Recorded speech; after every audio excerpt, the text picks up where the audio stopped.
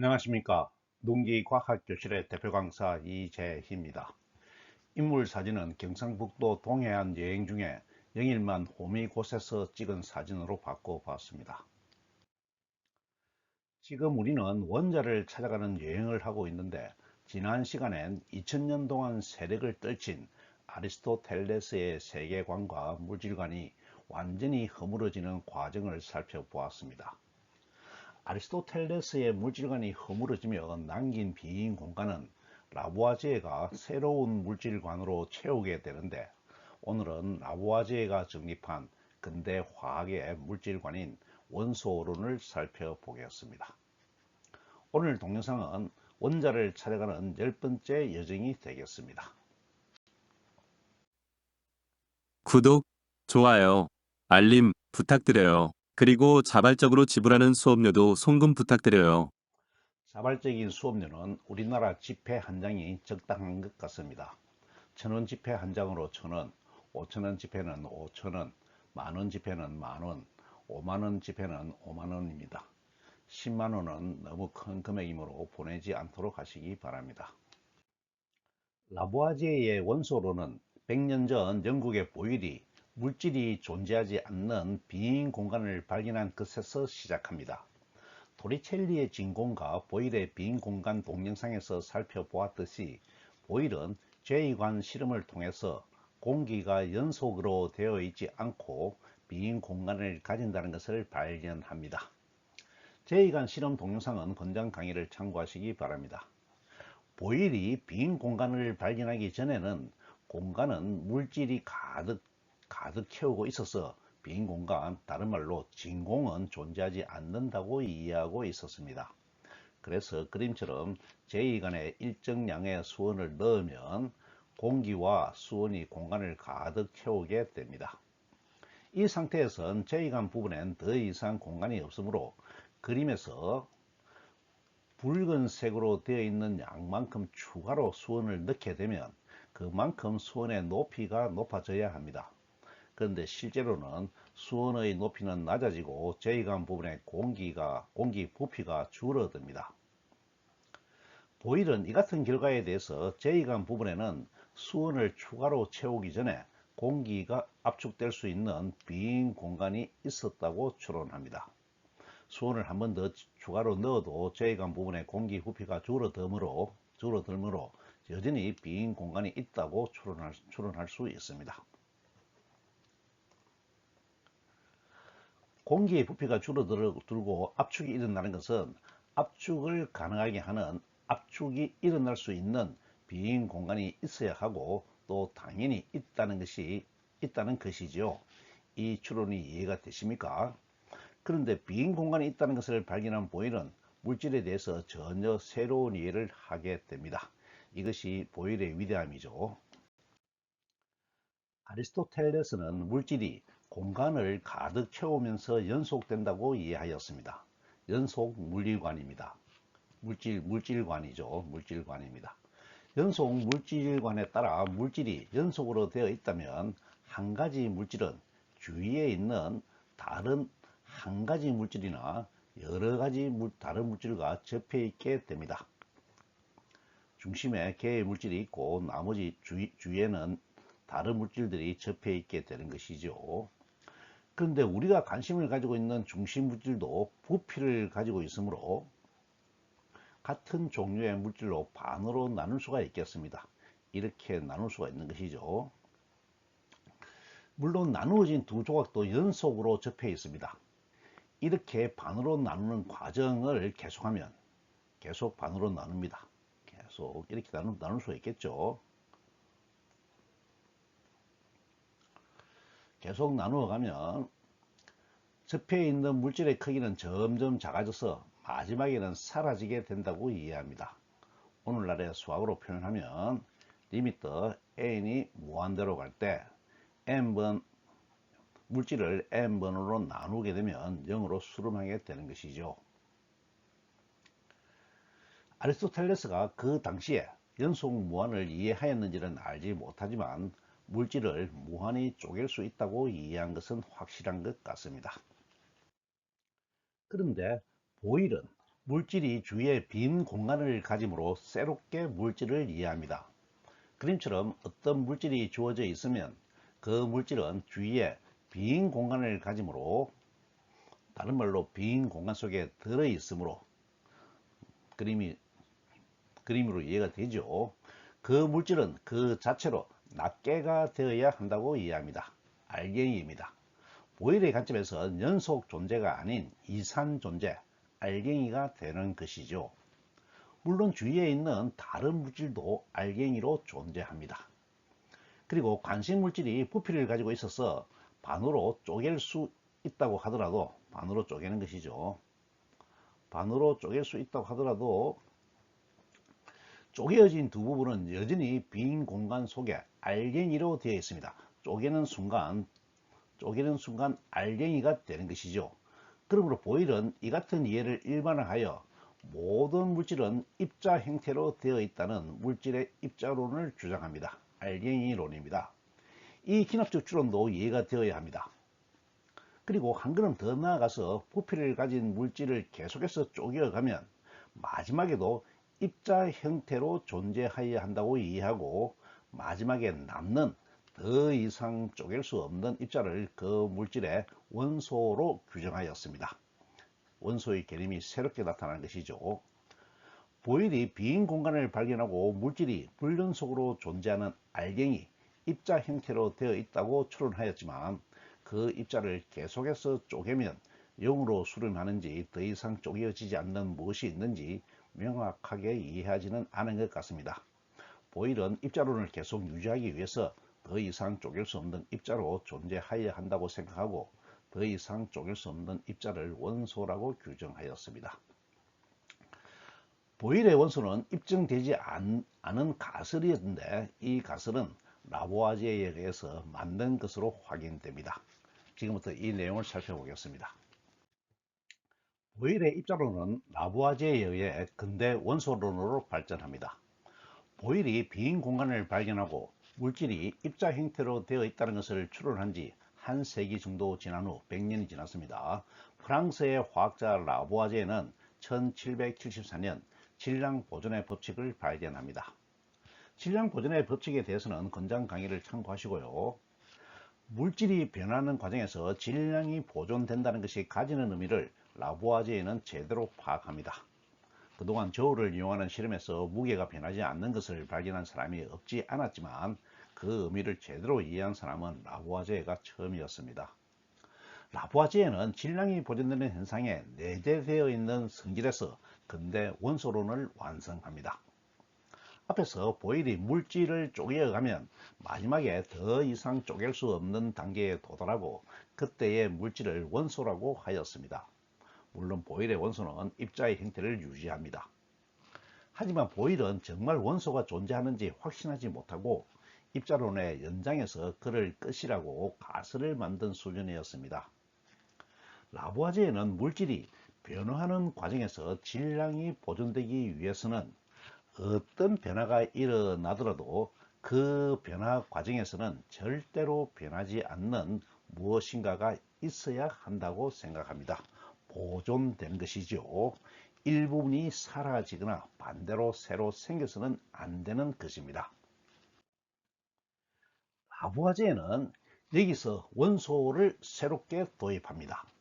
물질의 변화 과정에서 절대로 변하지 않고 보존되는 것이 보일이 말한 더 이상 쪼갤 수 없는 원소라고 결론을 내립니다.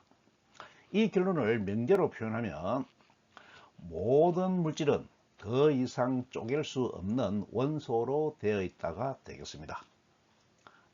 라보아제의 새로운 원소론이죠. 라보아제는 자신이 발견한 질량 보존 법칙에 근거하여 원소의 존재를 확신하고 원소론을 정립합니다. 이 원소론이 2000년 동안 유지해오던 아리스토텔레스의 물질관을 대체하는 새로운 물질관이 되어서 근대 화학을 발전시키는 바탕이 됩니다. 어떻습니까? 원소의 의미가 잘 이해가 되었나요? 라보아제의 원소론에 따르면 순수한 금이 덩어리로 있을 때 이 금을 계속 쪼개어 가면 이렇게 쪼개는 것이죠. 이렇게 쪼개면 두 개로 분리되겠죠. 또 분리된 것을 또 쪼개고, 쪼개는 것을 또 쪼개고, 또 쪼개고, 이렇게 계속 쪼개갑니다.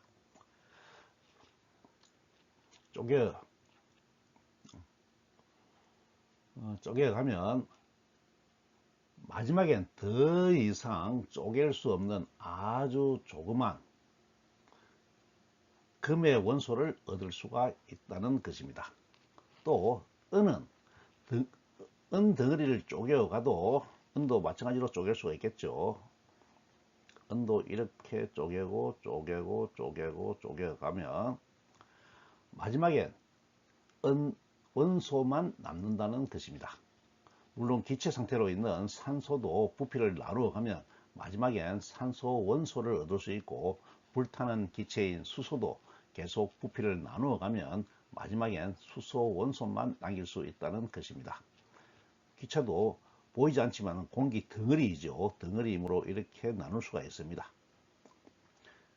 지우할 때 기체를 잘 다루면 알게 되는 것이죠. 이렇게 나누어 가면 마지막에 이렇게 원소 하나만 남게 된다는 것입니다. 그러므로 라부아지에의 원소는 물질의 종류만큼 존재하는 다원론이 됩니다. 라부아지에는 주위에 존재하는 만물은 원소가 뭉쳐서 만들어지는데, 원소가 뭉치는 것을 결합이라고 정의합니다. 오늘날 사용하는 화학결합이죠. 그러므로 물은 산소와 수소가 결합하여 만들어지는 물질로 설명합니다. 만물이 만들어지는 원리를 설명한 것입니다. 오늘날의 화합물입니다. 물질의 분류는 원자를 찾은 다음에 하도록 하겠습니다. 라부아지에의 원소론은 2000년 동안 유지해오던 아리스토텔레스의 물질관, 사원소 변환론을 대체하는 새로운 물질관이 되어서 근대 화학을 발전시키는 바탕이 됩니다. 라부아지에는 자신의 원소론에 따라 주위에 있는 물질을 구성하는 원소를 분류합니다. 이 표는 1789년 단두대에서 목숨이 끊어지기 전에 출판한 책에 있는 표입니다. 프랑스어로 되어 있는 라부아지에의 표를 한글과 영어로 번역한 내용입니다. 라부아지에는 그 당시 33개의 원소를 찾아서 4그룹으로 분류합니다. 첫 번째 그룹은 자연계에 속하는 단순 물질로, 이 원소들이 신체를 구성하는 원소로 생각하였습니다.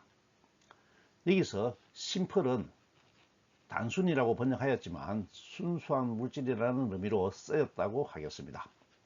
첫 번째 그룹에는 산소, 수소, 질소 등 5가지 원소가 있습니다. 구체적인 원소에 대해서는 뒤에서 따로 살펴보겠습니다. 두 번째 그룹은 산화되어서 애시드죠. 산을 만드는 금속이 아닌 다른 물질 6가지로 오늘날의 비금속들로 구분하고, 세 번째 그룹은 산화되어서 산을 만드는 단순 금속 물질 17가지로 구분합니다. 마지막으로 염을 만드는 흙을 구성하는 단순 물질 5가지로 한 그룹을 묶었습니다. 산과 염에 대해서는 뒤에서 자세히 다루지만, 여기선 산은 물에 녹아서 신맛이 나는 물질, 염은 금속의 이온 결합물 정도로 받아들이고 가겠습니다. 그 당시 라부아지에가 원소라고 분류한 종류는 33가지이지만 현재 원소 주기율 표에는 천연원소 92가지와 인공원소 26가지를 더해서 전체 118가지 원소가 있습니다. 지금부터 라부아지에가 분류한 원소를 살펴보겠습니다. 먼저 1그룹, 자연계에 속하는 단순 물질입니다. 자연계에 속하는 단순 물질에는 5가지 원소가 있는데, 그 종류는 빛, 칼로리, 산소, 질소, 수소입니다. 산소와 수소는 라부아지에가 물을 분해하여 얻은 원소이고, 질소는 화학자 러더퍼드가 발견한 기체입니다. 그런데 빛과 칼로리를 원소로 이해하였다는 것이 아주 재미있습니다. 사원소의 하나였던 불이 물질을 구성하는 근본 아르케가 아니라고 부정되었지만, 불은 엄연한 자연현상이고 불에는 항상 빛과 열이 수반되므로 불을 부정하고 불을 대신하여 빛과 열을 받아들였다고 하겠습니다. 그리고 열은 원소의 개념을 반영하여 새로운 이름으로 칼로리를 부여하였습니다. 오늘날 사용하는 열의 단위 칼로리는 여기서 유래하였다고 하겠습니다. 지금부터 각각의 원소에 대해서 살펴보겠습니다. 라부아제에는 그때까지 다양하게 불려지던 물질에 대한 호칭을 고유명사 하나로 통일하여 새로운 원소 이름으로 정합니다. 더 이상 쪼개지지 않는 물질이 있으니까요. 새 그림은 한글과 갈로 안에 영어, 프랑스어 이름을 적었습니다. 먼저 빛입니다. 빛은 그 본질에 대해서 잘 알지도 못하지만 실체는 명확하였으므로 사용하던 이름 그대로 원소 이름을 정합니다. 열은 새로운 이름을 부여하여 칼로리라고 하고 그 당시 사용되던 열이나 열의 성분이나 열의 근본 또는 불이나 열과 불의 물질 등을 대신한다고 하였습니다. 이제 모든 것이 칼로리로 통일되는 것이죠. 이번에는 산소, 질소, 수소입니다. 산소는 라부아제가 새롭게 이름을 붙인 원소 이름으로 그 당시 사용하던 탈, 플로지스톤 공기, 하늘의 공기, 생명 공기나 생명 공기의 기반 등으로 불리던 물질을 대신하도록 하였습니다. 질소는 화학자 러드퍼드가 발견한 기체로 플로지스톤 공기나 플로지스톤 가스, 유해한 가스 또는 유독가스 기반 등으로 불렸는데 질소로 통일하였습니다. 수소는 캐벤디시가 발견한 기체인데 불이 잘 타는 공기, 이나선가스나 이나선가스의 기반 등으로 불리던 물질이었는데 물분해 실험을 한 라부아제가 새롭게 물을 만드는 원소라는 의미로 수소란 이름을 부여하였습니다. 다양한 기체에 대해서는 앞에 나오는 동영상을 참고하시고요. 동영상은 건장 강의에 표시해 놓았습니다. 이번엔 2그룹 산화되어서 산을 만드는 비금속 단순 물질입니다. 산은 앞에서 말씀드렸지만 물에 녹아서 신맛이 나는 물질로 이해하고 가겠습니다. 이 그룹에 속하는 원소는 오늘날 주기율표에서 비금속으로 분류되는 원소인데 황과 인은 친근한 물질로 그대로 원소로 받아들였고 오늘날 탄소는 그 당시엔 순수한 석탄을 칭하던 이름인데 원소의 개념을 반영하여 간단히 카본이라고 하였습니다. 오늘날도 카본이라고 부르죠. 염소와 불소, 붕소는 그 당시엔 원소로 분류되지 않았지만 생활에 익숙한 염산과 불산과 붕산을 만드는 기, 라디칼이 있어야 하므로 이 기를 원소로 분류한 것 같습니다. 물질은 있는데 그 물질의 본질이 이해되지 않으니까 그 물질을 구성하는 원소를 가정한 것이죠. 실제로 존재함으로 잘 가정하였다 하겠습니다.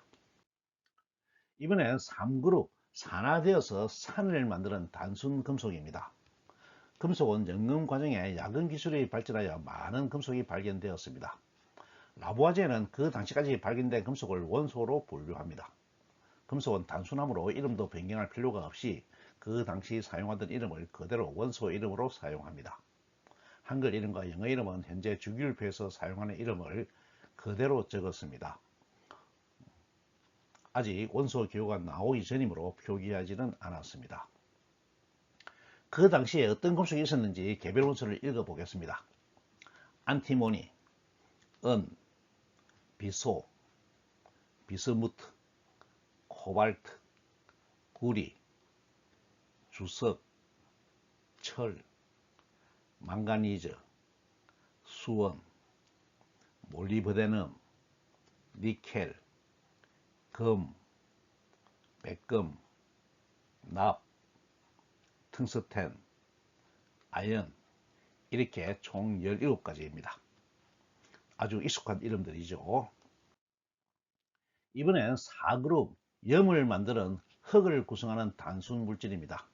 염은 앞에서 말씀드렸지만 금속의 이온 결합 화합물입니다. 이 그룹엔 금속이 아니면서도 흙 속에서 구해서 생활에 사용하던 물질들로 구성합니다. 흙에 금속이 들어있으니까요. 이들 물질은 오늘날 화합물로 분류되는 것인데 그 당시엔 화학이 발전하지 않아 단순 물질, 원소로 받아들인 것으로 보입니다. 그러니까 틀린 것이죠. 라보아제이가 원소로 인정한 대표적인 물질은 석회질 물질을 구성하는 석회입니다. 유럽 대륙은 석회암 지대로 석회질 흙이 풍부한데 라보아제이는 석회를 원소로 정하고 석회질 흙과 생석회를 아우르는 이름으로 사용합니다. 오늘날 석회는 탄산칼슘이고 생석회는 산화칼슘이죠. 두 번째 물질은 마그네슘 화합물을 통칭하는 이름으로 그 당시의 이름대로 마그네시아로 명명합니다. 오늘날의 산화 마그네슘입니다. 다음 물질은 중정석 바라이트인데 비중이 큰 광석으로 바륨 화합물을 통칭하는 이름입니다. 오늘날 화학식으로는 황산바륨 BaSO4가 되겠습니다. 다음 물질은 점토입니다. 알루미늄 성분이 많이 들어있는 흙으로 라보아제이는 원소로 보았습니다. 오늘날엔 알루미늄으로 부르는 산화 알루미늄입니다. 마지막으로 모래를 구성하는 규조토입니다. 동칭 실리카로 부르는 오늘날의 이산화규소이지요. 이렇게 하여 라보아제이의 원소 33가지를 살펴보았습니다. 라보아제이의 원소는 오늘날의 관점에서 볼 때 부족한 내용이 많지만 원소를 분류하는 작업을 하였다는 것 자체가 화학의 발전에 커다란 기여를 이루었다고 하겠습니다. 분류 작업은 과학적 활동에서 대단히 중요한데 라보아제이의 원소 분류에서 출발하여 주기율로 발전하게 되는 것을 생각하면 그 중요성을 너무나 잘 알 수가 있습니다. 어떻습니까? 라보아제이가 물질을 구성하는 기본 다리로 더 이상 쪼갤 수 없는 원소라고 주장한 근거를 살펴보았는데 어떻게 잘 이해가 되었나요? 앞에서도 말씀드렸지만 라보아제이의 원소로는 근대 화학이 출발한 출발점이라고 할 만큼 대단히 중요하므로 잘 이해하시기 바랍니다. 다음 시간에는 원소론에 근거한 일정 성분비의 법칙을 살펴보겠습니다. 일정 성분비의 법칙은 원자를 찾는 여행에서 마지막으로 지나는 관문입니다. 그 다음이 원자입니다. 오늘 강의는 이것으로 마칩니다. 감사합니다.